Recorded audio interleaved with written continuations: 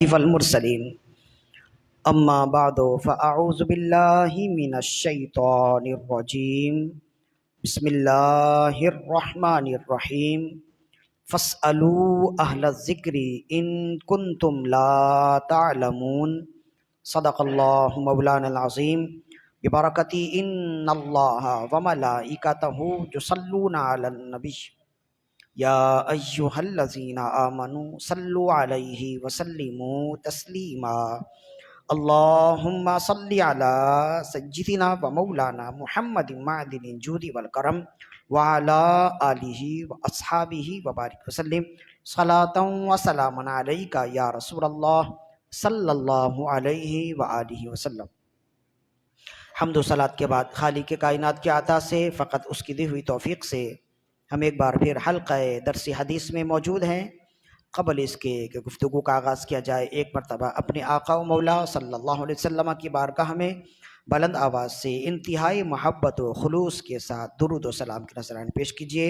اللہم صلی علی سیدنا و مولانا محمد معدن الجود والکرم وعلی آلہ و اصحابہ وبارک وسلم صلاۃ و سلام علیک یا رسول اللہ صلی اللہ علیہ وآلہ وسلم۔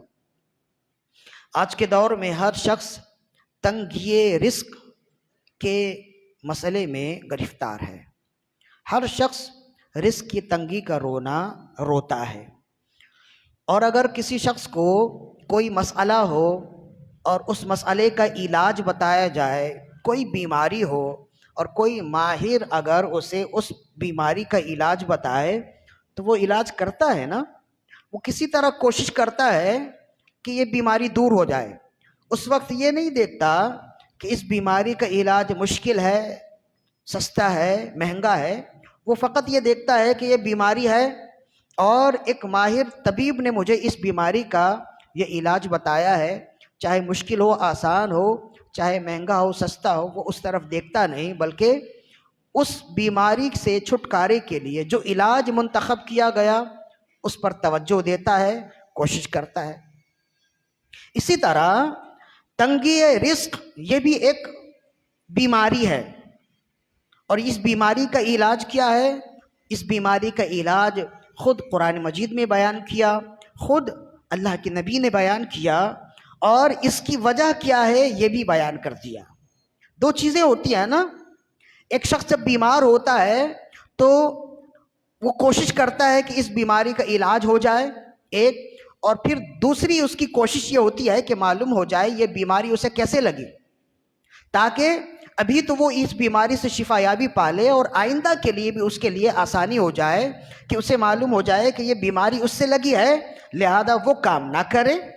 ہر شخص کی یہ آرزو ہوتی ہے، تمنا ہوتی ہے، کوشش ہوتی ہے کہ وہ یہ سب کام کرے۔ تو تنگی رزق یہ بھی ایک طرح کا مسئلہ ہے اور بیماری کی طرح ہے، اور اس کی وجہ کیا ہے وہ بھی رسول اللہ نے بیان کر دیا، اور اس سے چھٹکارے کے اسباب کیا ہیں وہ بھی رسول اللہ نے بیان کر دیا۔ رزق کی تنگی یعنی تنگ دستی کے اسباب کیا ہیں وہ بھی ہمارے رسول اللہ نے بھی بیان کیا اور ہمارے اسلاف نے بیان کیا۔ مسلسل کئی نشستوں سے ہم یہ بیان کر رہے ہیں، اور مقصد فقط یہ ہے کہ جو ہم میں خرابی ہے ان خرابیوں کی نشاندہی کر دی جائے، تاکہ آئندہ کے لیے وہ خرابی ہماری زندگی سے نہ ہو اور وہ خرابی ہم مکمل ختم کرنے میں کامیاب ہو جائیں، تاکہ ہمارے لیے بھی رزق کے دروازے کھل جائیں۔ آج یہ تیسری نشست ہے، اس میں ہم تنگ دستی کے اسباب بیان کر رہے ہیں۔ کچھ اسباب وہ ہیں جو ہم نے بیان کر دیے، اور بہت کچھ اسباب وہ ہیں جو ہم آج بیان کریں گے۔ اس حوالے سے ہمارے علماء کرام نے بہت کچھ لکھا ہے، بالخصوص امام زرنوجی رحمہ اللہ سن ہجری 6 کے بہت بڑے محدث اور فقیہ گزرے ہیں، فقہ حنفی کے امام گزرے ہیں، صاحب ہدایہ کے شاگرد ہیں۔ انہوں نے طالب علم کو کیسا ہونا چاہیے اس حوالے سے ایک رسالہ لکھا ہے، تعلیم المتعلم۔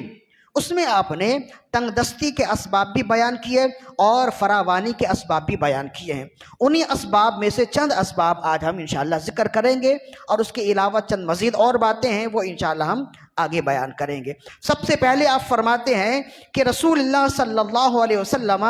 سے جب پوچھا گیا تنگ دستی کے اسباب کیا ہیں، تو رسول اللہ صلی اللہ علیہ وسلم نے جو ہمیں بیان کیا ہے یہ ہر ایک سبب کا خلاصہ ہے جو 2 لفظوں میں رسول اللہ نے بیان کر دیا۔ چنانچہ فرماتے ہیں قال رسول اللہ صلی اللہ علیہ وسلم، رسول اللہ صلی اللہ علیہ وآلہ وسلم نے ارشاد فرمایا لا يرد القدر الا الدعاء، دعا تقدیر کو ٹال دیتی ہے، ولا يزيد في العمر الا البر،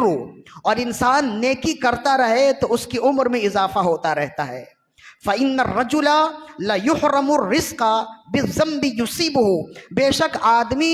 اپنے حصے کی رزق سے محروم کر دیا جاتا ہے گناہ کرنے کی وجہ سے۔ تو فرمایا ثبت بهذا الحدیث، اس حدیث سے واضح ہوا ان ارتکاب الذنب سبب حرمان الرزق، بے شک گناہوں میں پڑا رہنا تنگی رزق کا بہت بڑا سبب ہے۔ تو ایک بات سمجھ آ گئی کہ کوئی شخص اگر بہت کماتا ہے، اس کے پاس آمدن کے ذرائع بھی بہت ہے، اس کے باوجود اس کی جیب خالی رہتی ہے، تنگی ہے، تنگ دستی ہے، خوشحالی نہیں ہے، ایک طرف سے پیسے آتے ہیں تو دوسری طرف سے چلے جاتے ہیں، اگر ایسا ہے، تنگی ہے، تو وہ ایک مرتبہ غور کرے کہ وہ اپنے رب کو گناہ کر کے ناراض تو نہیں کر رہا، بالکل سمجھانے کے لیے، ورنہ رب اور مخلوق کے درمیان میں کوئی مثال نہیں ہے، صرف سمجھانے کے لیے یوں سمجھ لیجئے کہ یہ برکت یہ رب کی عطا سے ہے نا، میرے پاس کوئی چیز ہو جو مجھے ناراض کرنے والا ہو میں اسے نہیں دوں گا، ایسے ہی وہ رب ہے، اگر کوئی بندہ رب کو ناراض کرنے والا ہو تو رب اس کی زندگی میں رحمت نہیں رکھے گا، رب اس کی زندگی میں کشادگی نہیں رکھے گا۔ اس کے باوجود کہ ہم قدم قدم پہ اپنے رب کو ناراض کرتے ہیں، وہ ارحم الراحمین ہے، وہ اپنی فضاؤں سے ہمیں سانس لینے کی مہلت دے دیتا ہے، وہ ہمیں کچھ نہ کچھ روزی دیتا ہے، وہ اس کا بہت بڑا کرم ہے، فضل ہے، ورنہ ہمارے اعمال ایسے ہیں کہ ہم ایک قدم چلنے کے قابل نہیں ہیں۔ تو فرمایا جو رب کو ناراض کرتا ہے اس کی روزی تنگ کر دی جاتی ہے، اور یہاں جو رسول اللہ صلی اللہ علیہ وسلم نے اس حدیث میں ارشاد فرمایا اگر کوئی شخص گناہ کرتا ہے تو اس کے حصے کی روزی، اس کے حصے کا رزق اس سے روک دیا جاتا ہے۔ تو تنگ دستی کا سب سے بڑا سبب گناہ ہے ایک، اور پھر فرمایا اس کے ساتھ فرمایا والکذب، اور جھوٹ بولنا، اپنی زندگی میں بات بات میں جھوٹ بولنا، یہ حرمان نعمت کا سبب ہے، یہ حرمان نعمت اور زوال نعمت کا سبب ہے، تنگی رزق کا سبب ہے جھوٹ بولنا۔ اب یہاں یہ خاص بات ہے، جب گناہ کا لفظ بول دیا تو گناہ کے اندر جھوٹ کا لفظ خود ہی آ گیا، لیکن صاحب کتاب نے خود الگ سے جھوٹ کا ذکر کیا، فرمائے اس کی وجہ یہ ہے کہ جھوٹ کے لیے خاص طور پر رسول اللہ کا فرمان موجود ہے کہ رسول اللہ صلی اللہ علیہ وسلم نے ارشاد فرمایا جھوٹ بول کر اپنا سامان نہ بیچو، اس لیے کہ اگر کوئی شخص جھوٹ بول کر اپنا سامان بیچ بھی لے گا لیکن اس میں سے برکت نکال لی جائے گی۔ تو فرمائے ایک سبب تنگی رزق کا ہے گناہ کرنا، اور گناہوں میں بالخصوص جھوٹ بولنا۔ فرمایا کہ خصوصاً الکذب، خصوصاً جھوٹ بولنا، فَإِنَّهُ يُورِثُ الْفَقْرَ، اس لیے کہ جھوٹ بولنا تنگی کو لاتا ہے، فقیری کو لاتا ہے، اس لیے کیوں؟ وَقَدْ وَرَدَ فِيهِ حَدِيثٌ خَاصٌ، اس لیے کہ جھوٹ بولنے سے تنگی آتی ہے، اس حوالے سے خود رسول اللہ صلی اللہ علیہ وسلم کا فرمان موجود ہے۔ تو 2 سبب ہو گیا،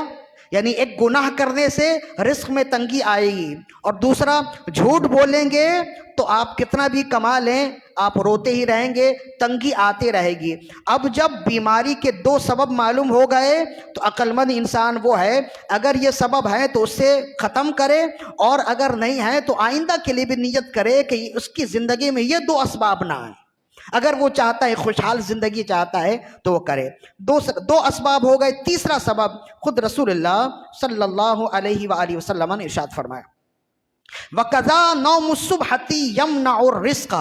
تیسرا سبب یہ ہے صبح کے وقت سوئے پڑے رہنا. فرمایا صبح کے وقت اگر کوئی سویا پڑا رہے تو اس کا رزق ختم کر دیا جاتا ہے، اس سے روزی روک دی جاتی ہے. اس لیے کہ صبح کا وقت یہ روزی کے لیے ہے، روزی طلب کرنے کے لیے ہے. اس کو خود رسول اللہ صلی اللہ علیہ وآلہ وسلم نے ارشاد فرمایا. اور صاحب کتاب نے لکھا ہے کہ جتنے اسباب میں نے بیان کیے ہیں ان تمام اسباب پر رسول اللہ کے ارشادات بھی موجود ہیں، صحابہ کرام کے ارشادات بھی موجود ہیں. تیسرا سبب فرمایا صبح کے وقت جو سوتا رہے گا اس کی زندگی میں کبھی فراوانی نہیں آئے گی، اس کی زندگی سے کبھی رزق کی تنگی کا مسئلہ ختم نہیں ہوگا. اگر کوئی شخص چاہتا ہے کہ اس کی زندگی سے تنگی ختم ہو جائے، صبح کے وقت فجر کی نماز میں اٹھا کرے، نماز پڑھ کے اپنے رب سے دعا کرے. اس لیے کہ رسول اللہ صلی اللہ علیہ وسلم نے ارشاد فرمایا فجر کے لیے آپ جا رہے تھے، کسی کو آپ نے سوتا ہوا دیکھا، اپنے پاؤں سے اسے ہلایا اور اسے اٹھایا اور فرمایا اٹھو اپنے رب سے روزی طلب کرو. اس لیے کہ فجر سے لے کے طلوع آفتاب تک یہ وقت ہوتا ہے کہ رب بندوں میں روزی تقسیم کرتا ہے، اور جب رب روزی تقسیم کر رہا ہے تو تم سوئے پڑے ہو، اٹھو. تو پھر وہ اٹھے. امام بیہقی نے شعب الایمان میں اس حدیث کو نقل کیا. ایک حدیث ہو گئی صبح کے وقت کی فضیلت پر. دوسری حدیث مولا علی رضی اللہ عنہ ارشاد فرماتے ہیں، اسے امام جلال الدین السیوطی الشافعی رحمہ اللہ نے تفسیر در منصور میں اس حدیث کو نقل کیا. ان علی بن ابی طالب رضی اللہ عنہ قال، مولا علی رضی اللہ عنہ فرماتے ہیں اذا اتا احدکم الحاجۃ فلیبکر فی طلبها یوم الخمیس. فرمائے جب تم میں سے کوئی کسی اہم کام کے لیے ارادہ کرے تو اس کام کا آغاز صبح کے وقت سے کرے، بالخصوص جمعرات کے دن صبح کے وقت سے کرے. کیوں؟ فرمائے فَإِنَّ رسول اللہ صلی اللہ علیہ وسلم قال، اس لیے کہ رسول اللہ صلی اللہ علیہ وسلم نے ارشاد فرمایا اللہم بارک لی امتی فی بکورہا یوم الخمیس، یا اللہ جمعرات کے دن صبح کے وقت میں میری امت کے لیے برکت عطا فرما دے. تو فرمایا جب رسول اللہ صلی اللہ علیہ وسلم نے جمعرات کے دن صبح کے وقت میں برکت کی دعا کی ہے، مطلب یہ ہے کہ کوئی اہم کام اگر جمعرات کے دن صبح کے وقت میں اس کام کا آغاز کیا جائے گا، یہ اس بات کی دلیل ہے کہ وہ انجام تک پہنچے گا، اس میں برکت آئے گی. ایک تو یہ ہے کہ پورے ہفتے یعنی زندگی میں ہر صبح کا وقت برکتوں کے لیے ہے، اس پر حدیث موجود ہے. اس لیے کہ دوسری حدیث میں رسول اللہ نے فرمایا اللہم بارک لی امتی فی بکورہا، یا اللہ میری امت کی صبح کے وقت میں برکت عطا فرما دے. یہ ایک الگ حدیث ہے، اور جس سے معلوم ہوتا ہے کہ صبح کے وقت جب کوئی شخص روزی طلب کرنے کے لیے نکلے تو رسول اللہ کی دعائیں اس کے ساتھ ہوتی ہیں، اور جس کی زندگی میں رسول اللہ کی دعائیں ساتھ ہوں وہ کبھی ناکام ہو سکتا ہے، کبھی ناکام نہیں ہو سکتا ہے. لہذا اگر خوشحال زندگی چاہتے ہیں صبح بیدار ہونے کی کوشش کیجئے. کس قدر گراں تمہیں صبح کی بیداری ہے،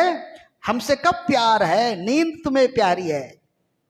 اگر رب سے پیار ہو تو پھر نیند تو پیاری نہیں ہوگی نا. لہذا اگر آسودہ حالی چاہتے ہیں تو ان تمام باتوں پر عمل کرنا ہوگا. صبح کے وقت بیدار ہوں ایک، اور پھر اسی کے ساتھ ساتھ رسول اللہ صلی اللہ علیہ وآلہ وسلم نے ارشاد فرمایا بالخصوص جمعرات کے دن جو صبح آئے اس میں اگر کوئی اہم کام شروع کیا جائے اس میں برکت ہی برکت ہوگی. یہ رسول اللہ کا فرمان بھی ہے، اور مولا علی رضی اللہ عنہ فرماتے ہیں کہ جو شخص یہ عمل کرے گا اس کی زندگی میں خیر ہی خیر آتی جائے گی. لہذا یہ 4 کام ہو گئے. سب سے پہلے گناہ چھوڑ دے، اس کی زندگی میں آسودگی آ جائے گی، نمبر 1. نمبر 2، جھوٹ بولنا چھوڑ دے، اس کی زندگی میں آسودگی آ جائے گی. نمبر 3، صبح کے وقت بیدار ہونا شروع کر دے، صبح کے وقت سونا چھوڑ دے، اس کی زندگی میں آسودگی آ جائے گی. نمبر 4، اگر دعا کرنا ہے، اگر برکت چاہیے، جمعرات کے دن کا خاص اہتمام کریں. جمعرات کے دن صبح کے وقت بیدار ہوں گے، اللہ تعالیٰ برکت عطا فرمائے گا. صبح کے دن کسی بھی کام کا، جمعرات کے دن صبح کے وقت کسی بھی کام کا آغاز کریں گے، رب عز و جل اس میں برکت عطا فرمائے گا. یہ 4 اسباب بیان کیے. 5واں سبب تنگی رزق کا. فرمایا والعقل جنوباً، حالت جنابت میں کھانا، یعنی اس پر غسل فرض ہے. جنابت یا تو وہ جنابت صحبت کی وجہ سے ہے یا احتلام کی وجہ سے، کسی بھی وجہ سے ہے، اس پر غسل فرض ہے، لیکن اس کے باوجود وہ اس کام کو ہلکا سمجھتا ہے، نہانے کو اتنا اہم نہیں سمجھتا، غیر اہم سمجھے ہوئے دنیا جہان میں دندناتا ہوا پھر رہا ہے، اپنے آپ کو ناپاک رکھتا ہوا پھر رہا ہے، اور پھر اسی حالت میں کھاتا ہے۔ رسول اللہ صلی اللہ علیہ وآلہ وسلم نے ارشاد فرمایا، یہ صاحب کتاب نے ارشاد فرمایا، امام زرنوجی رحمہ اللہ نے ارشاد فرمایا کہ جو شخص حالت جنابت میں ہو، یعنی جس پر غسل فرض ہے، اور اگر کوئی شرعی یا طبعی مجبوری نہیں ہے، اس کے باوجود وہ فقط سستی کی وجہ سے یا غسل کرنے کو غیر اہم سمجھتے ہوئے غسل نہ کرے، اسی حالت میں کھانا کھائے گا، اس کے گھر میں تنگی آئے گی۔ تو یہ دیکھیے کہ یہ سارے وہ اعمال ہیں، ایسا لگتا ہے کہ صاحب کتاب ہمیں ڈانٹ رہے ہیں کہ تمہارا دین تمہیں کیا سکھاتا ہے اور تم کیا سیکھ بیٹھے ہو، تم کیا کر رہے ہو۔ آپ بتائیں یہ سارے معاملات ایسے ہی ہیں کہ نہیں ہیں؟ یہ سارے کام ہم ان کو غیر اہم سمجھتے ہیں، حالانکہ صحابہ کرام کا تو طریقہ یہ تھا کہ وہ اگر کبھی غیر وضو ہوتے تو رسول اللہ سے ہاتھ نہیں ملاتے تھے کہ نہیں میں ناپاک ہوں ایک طرح سے، اور ہم یہ ہیں کہ بے غسل بھی ادھر ادھر پھر رہے ہوتے ہیں، بازاروں میں جا رہے ہوتے ہیں، انہیں آپ کو معلوم نہیں ہے کہ فرشتوں کو کتنی تکلیف ہوتی ہے، اور پھر اس کا وبال اور اس کا رد عمل آپ کی زندگی میں کیا آئے گا۔ اگر آپ ناپاکی کے ساتھ رہیں گے، آپ کی زندگی میں اس کا رد عمل آئے گا کہ آپ کی زندگی سے آسودہ حالی نکال لی جائے گی، تنگی ڈال دی جائے گی۔ بہت خوش قسمت ہیں وہ لوگ جو نماز پڑھتے ہیں۔ ہم نے پہلے بھی کہا تھا نا، ایک نماز کی عادت آپ کو سینکڑوں بھلائیوں کی عادتوں کے پیچھے لگا دیتی ہے۔ جب انسان نمازی ہوتا ہے نا، وہ اپنے کپڑوں کا بھی خیال کرے گا، اپنی جسم کی طہارت کا خیال کرے گا، اپنے دائیں بائیں کی طہارت کا خیال کرے گا، وہ نظافت کا خیال کرے گا، اس لیے کہ وہ اسے مسجد میں جانا ہے۔ لہذا جو نماز کا پابند ہوگا اس کے لیے تو تقریباً ناممکن ہے کہ وہ ایک وقت سے دوسرے وقت بھی بغیر طہارت کے وقت گزارے۔ شامت اعمال تو ان کے لیے ہے، معاملہ تو ان کے لیے ہے جو نماز نہیں پڑھتے۔ جو نماز نہیں پڑھتے انہیں فکر بھی نہیں ہے کہ انہیں طہارت حاصل کرنا ہے کہ نہیں ہے۔ چلو صبح کے وقت اگر ناپاکی ہوئی تو کوئی بات نہیں ہے، شام کے وقت، صبح کے وقت بہت جلدی میں تھے، اپنے کام پہ چلے گئے، رات میں آئے تو اگر وقت مل گیا تو نہا لیا، ورنہ پھر بسا اوقات انسان اتنا مصروف ہوتا ہے بھول بھی گیا، 2-3 دنوں کے بعد اسے خیال آیا ارے وہ تو ناپاک تھا اور 2-3 دنوں سے یوں ہی گھوم رہا ہے۔ ایسا ہوتا ہے، ہم تو مذہبی ماحول میں ہیں تو ہمیں اس کا احساس نہیں ہوتا، لیکن جو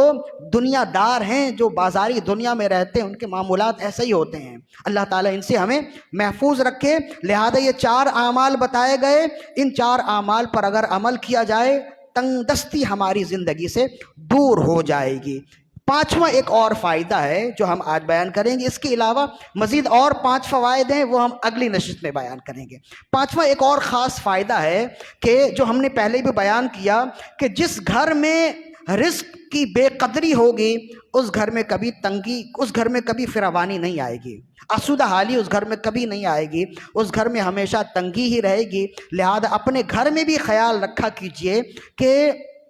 گھر میں روٹی کا ٹکڑا بھی بیکار نہ ہو، چاول کے دانے بھی بیکار نہ ہوں، اگر کھانے کے لیے تو کھائیں، ورنہ کسی ایسی جگہ رکھ دیں کہ کسی جانور کی غذا بن جائے، اسے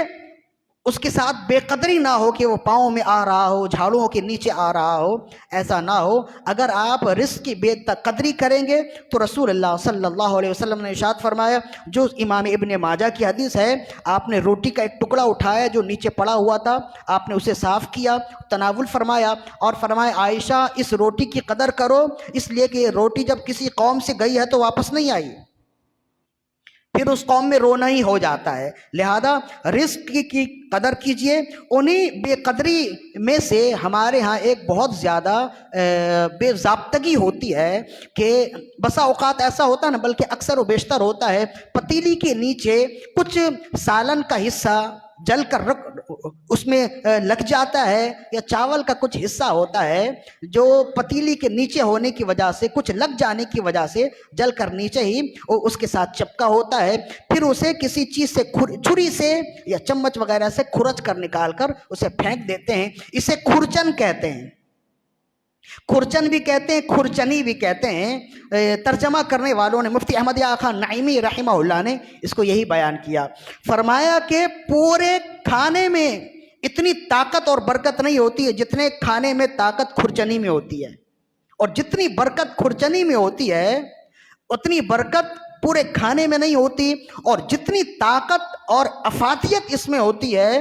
دوسرے کھانے میں نہیں ہوتی، جس کو ہم کس قدر بے فائدہ سمجھ کر پھینک دیتے ہیں۔ چنانچہ یہ حدیث ہے جسے امام بیہقی نے شعب الایمان میں، امام ترمذی نے، امام بیہقی نے نقل کیا۔ فرماتے ہیں عن انس بن مالک رضی اللہ عنہ قال، انس بن مالک رضی اللہ عنہ فرماتے ہیں کان رسول اللہ صلی اللہ علیہ وسلم یعجبہ السفل، نبی صلی اللہ علیہ وسلم کھرچنی بہت پسند فرمایا کرتے تھے۔ کھرچنی سے مراد یہی ہے وہ جو پتیلی کے نیچے سالن کا کچھ حصہ جل کر رک جائے یا چاول کا کچھ حصہ پتیلی میں چپکا رہے، اسے پھر آپ چمچ سے کھرچ کر نکالیں یا کسی بھی چیز سے کھرچ کے نکالیں تو ہمارے ہاں کی جو مستورات ہیں، ہمارے ہاں کی خواتین ہیں، ظاہر ہے کہ وہ اسے ضائع کر دیتی ہیں، اسے پھینک دیتی ہیں۔ حالانکہ اسے پھینکنا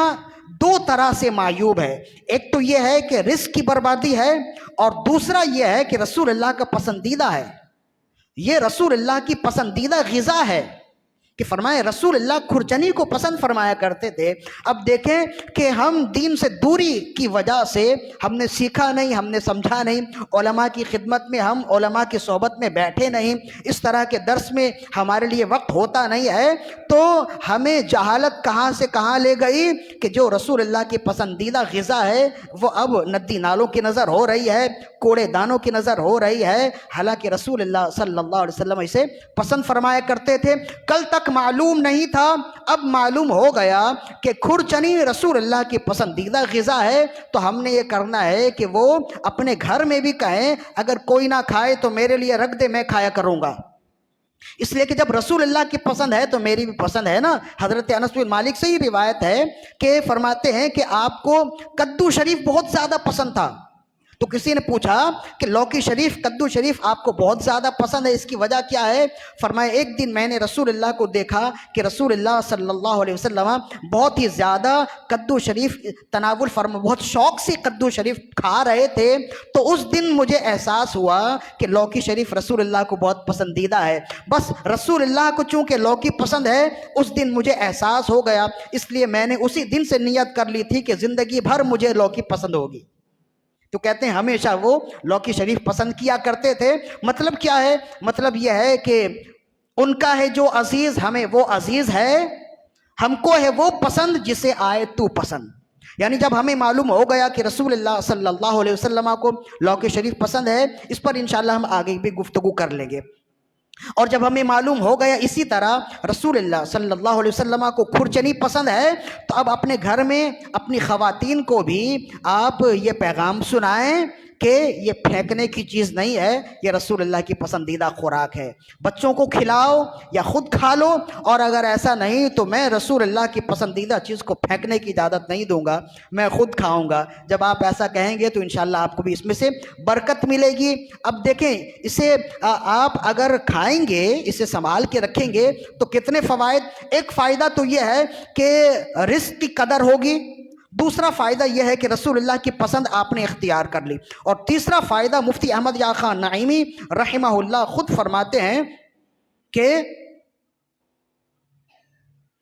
تمام ہانڈی کی طاقت ایک طرف اور کھرچن کی طاقت ایک طرف ہے، یعنی پورے کھانے میں اتنی طاقت اور برکت نہیں ہے جتنا کھرچنی میں طاقت و برکت ہے۔ جب آپ کو معلوم ہو گیا تو ہمیں چاہیے ان باتوں پر عمل کریں۔ یہ چھوٹی چھوٹی باتیں ہیں جو ہم فراموش کر چکے ہیں، اگر ہم ان باتوں پر عمل کریں گے کم آمدن میں بھی گزارا ہو جائے گا۔ ایسا کیوں تھا کہ ہمارے آباء و اجداد وہ ایک کمانے والے ہوتے، 10 کھانے والے ہوتے، پھر بھی 2 لقمہ کھا کر بچ جاتا تھا۔ اب ایسا کیوں ہے کہ 10 کھانے والے 10 کمانے والے پھر بھی 1 آدھ لقمہ گھٹ جاتا ہے؟ ایسا کیوں ہوتا ہے؟ اس کی وجہ یہ ہے کہ وہ ان چھوٹی چھوٹی باتوں کو بھی نوٹس میں لیا کرتے تھے اور اناج کی بے قدری نہیں کیا کرتے تھے۔ جب وہ اناج کی بے قدری نہیں کرتے تھے اللہ کم میں بھی گزارا کر دیتا تھا۔ رب عز و جل سے دعا ہے کہ رب عزوالجلال ہم تمام کو فراوانی عطا فرمائے اور رسول اللہ صلی اللہ علیہ وسلم کے فرمان سے سچی محبت اور الفت عطا فرمائے۔ اللہ رب العزت ہم تمام کو کشادہ حالی عطا فرمائے۔ وما علینا الا البلاغ۔